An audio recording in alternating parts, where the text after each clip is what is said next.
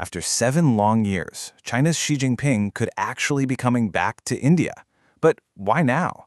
I mean, think about it. India and China have spent years locked in intense border tensions, military standoffs, and frankly, deep strategic distrust. So why on earth is Beijing suddenly looking toward New Delhi again? And more importantly, could this visit completely flip the balance of power between India, China, and the United States? Let's get right into it. So, are we looking at a genuine diplomatic breakthrough here? Or is the India-China rivalry simply entering a highly complex, pragmatic new phase? For the past few years, the relationship between these two nuclear-armed neighbors has been defined by pretty cold hostility. But if you look underneath the surface, you'll see that powerful economic and geopolitical forces are forcing a massive rethink in both capitals. The main catalyst for this potential shift is expected to happen in September 2026, when India hosts the annual BRICS Summit. Now, what's truly interesting here is the sheer geopolitical weight this single event carries. While Beijing hasn't officially confirmed his travel itinerary just yet, Xi Jinping is widely expected to visit New Delhi for this. If it happens, well, it'll be his first visit to India in 7 years. You see, BRICS has evolved way beyond a simple acronym into a massive geopolitical reality, pulling in nations from the Middle East to Southeast Asia. Hosting this summit puts India right at the absolute center of the Global South's decision-making. But listen, this 2026 summit isn't just going to be about handshakes and photo ops. We are seeing a major shift from symbolic grandstanding to building practical infrastructure. Specifically, there's a massive push behind the scenes to develop a digital-centric, multi-currency payment system. The goal? To completely insulate intra-BRICS trade from Western financial leverage. The plan involves the interoperability of central bank digital currencies. We're talking about linking India's digital rupee directly with China's digital yuan and Brazil's PIX. It's a direct response to the weaponization of the US dollar and the SWIFT banking system. It's a real game changer. Yet, as much as we look at this high-level financial cooperation, we have to abruptly pivot back to the harsh ground realities that are holding these ties back. Back in 2020, fierce combat erupted in Ladakh's Galwan Valley. Those were the first combat fatalities along the border in decades.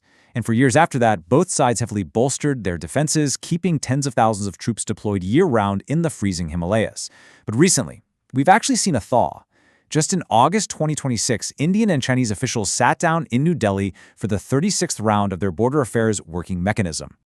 So what exactly is driving Beijing back to the negotiating table? Well, China's strategic motivations are pretty complex.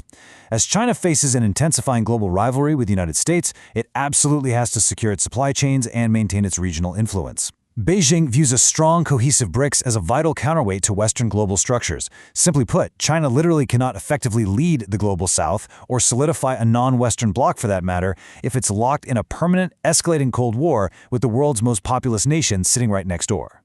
And on the other side of the Himalayas, India has its own rigid set of priorities. New Delhi desperately wants de-escalation and peace along the line of actual control, the LAC. But equally important are India's economic interests. You see, to become the global manufacturing hub it wants to be, India absolutely needs access to Chinese technology and industrial inputs. All the while, India is fiercely guarding its strategic autonomy, essentially refusing to be a junior partner to either Washington or Beijing. Which leads us to a really fascinating question. Can India actually cooperate with China economically while simultaneously competing with it strategically? This is the absolute tightrope New Delhi is walking right now. Think about it. India has blocked Chinese telecom firms like Huawei and heavily scrutinized investments, but at the exact same time, it's easing business travel and relaxing select investment rules just to keep its own industries running. This entire dynamic perfectly illustrates a broader global chess match. Have you ever heard of the Thucydides trap? It's a historical concept where a rising power, in this case China, threatens to displace an established one, the United States. And historically, that often leads to conflict. China explicitly wants to avoid falling into this trap. And to manage its high-stakes rivalry with America, Beijing realizes it just can't afford a volatile two-front geopolitical conflict that ends up pushing India permanently into Washington's arms. Honestly, you really cannot understand India-China relations without looking at this strategic triangle. It's like a giant puzzle. India has strengthened its ties with the US and the Quad to counterbalance China's assertiveness. However, a potential US-China summit or any sort of emerging bipolar global arrangement between Washington and Beijing directly challenges India's own vision of a multipolar Asia. If the US and China strike transactional deals, India loses a critical maritime counterbalance. Because of this, India's engagement with China is partly about making sure it doesn't just get sidelined by the superpowers. Okay, let's ground all this geopolitics in some hard economic facts, because the numbers are staggering. $132 billion. That is how much India bought in goods from China last fiscal year alone.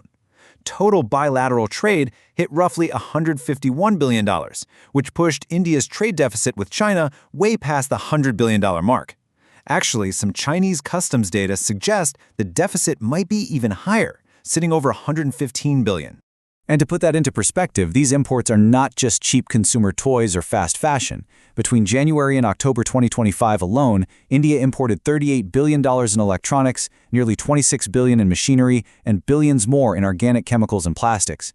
These are the absolute essential industrial inputs. We're talking solar modules, lithium-ion batteries, laptop components, and pharmaceutical intermediates. Indian manufacturers literally require this stuff to function. So, the crucial point in this analysis is this central contradiction. Can political tensions continue to run hot while economic dependence remains so incredibly high? India's grand industrial strategy is to become the global alternative to Chinese manufacturing, right? But here's the catch. The very factories meant to replace China currently rely heavily on Chinese equipment and components to even operate. It is a massive, glaring vulnerability. Now, we must be absolutely clear on one thing. A diplomatic meeting is not the same thing as a border settlement. In late August 2026, the 25th round of talks between the special representatives of China and India took place over in Beijing. China's Wang Yi and India's Ajit Doval had really in-depth discussions to properly manage the border and try to foster a positive narrative. But as we know, talking is just the first step. Because while a diplomatic thaw looks great on paper, the ground reality up in the Himalayas is vastly different. There is still no fully agreed demarcation of the line of actual control. Troop levels definitely have not returned to their pre-2020 positions. The strategic distrust up there runs incredibly deep, meaning even a minor patrol incident in the freezing mountains could still spark a major international crisis in an instant.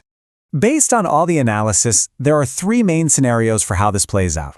Scenario 1, we see a limited diplomatic reset. Essentially, a nice photo op at BRICS to project global stability, but the underlying tensions remain totally frozen. Scenario 2, a pragmatic supply chain truce. This is where economic cooperation increases simply because both sides desperately need it, while the thorny political issues get sidelined.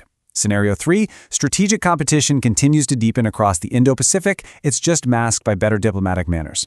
And that brings us to the ultimate question. Is the India-China rivalry ending or simply entering a new phase?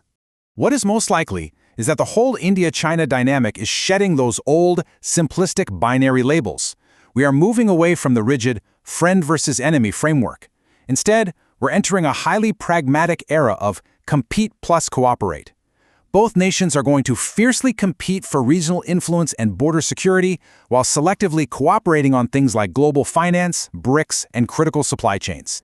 So Xi Jinping's possible India visit is not just about one meeting. Everything here is connected. This potential reset is about borders. It is about massive $100 billion trade deficits.